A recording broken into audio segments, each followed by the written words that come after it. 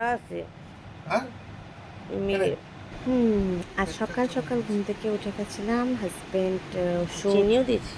Horlicks করে দিয়ে চলে গেছিলো। তারপরে আমি তাড়াতাড়ি করে বিছানা টিছানা গুছিয়ে আমার গপু সোনাদেরকে স্নান করাই না, সকাল সকাল মুখ মুছিয়ে খেতে দিয়ে মেয়ের সাথে গিয়ে কি মেয়ে পড়তে বসছিল, ওর সাথে একটু কথা বললাম। অনলাইন ক্লাস করছিল।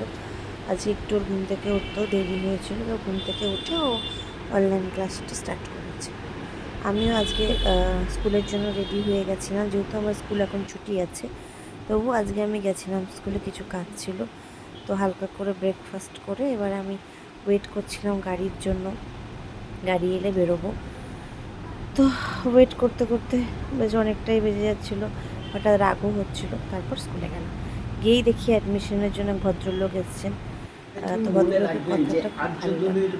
দাদু এই কথাটা বলেছিল, একটা বিশাল জায়গা পৌঁছাবে। আশীর্বাদ করবেন। ওনাদের আশীর্বাদটাই তো আমার কাছে সব কিছু। এটাই আমি মনে করি যে ওনাদের আশীর্বাদ আমার কাছে সত্যিই কাম্য। আর খুব স্ট্রাগল করে আমাকে জীবনে দাঁড়াতে হয়েছে বা স্ট্রাগল করতে হচ্ছে, তো তাই স্ট্রাগলের মর্মটা আমি ভীষণ ভালো বুঝি। তাই সবসময় চেষ্টা করি যাতে লোকে আমার কোনো কিছুতে খারাপ না পায় বা লোককে আমি কখনো কোনো হার্ট না করি। এভাবেই আমার সারাদিন চলে। তারপর স্কুল থেকে ফিরে একটু রেস্ট করেছিলাম, আর ভিডিও করা হয়নি। এবার আবার বিকেলে কোচিং চলে গেছিলাম, যথারীতি কোচিংয়ে ক্লাস করে তারপরে হয়ে গেল মোটামুটি গুড নাইট।